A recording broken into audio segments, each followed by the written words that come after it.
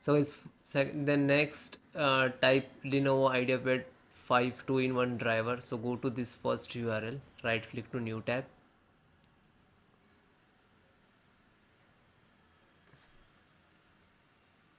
You can see this is your, and you can, if you don't know about your model number, so you can detect to your automatic, you can see the serial number, otherwise you can enter the serial number and then click to search.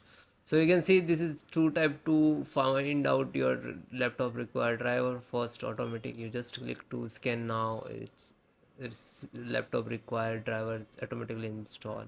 And this is second is the is manual, so just click to driver. So guys, then click to fingerprint reader. Then guys, click to download. You can see here download button. Okay, just click to download.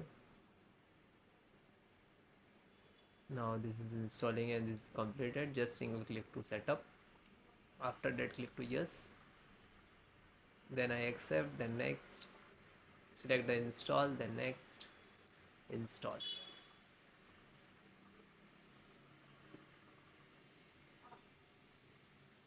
Now you can see the fingerprinter driver is installed.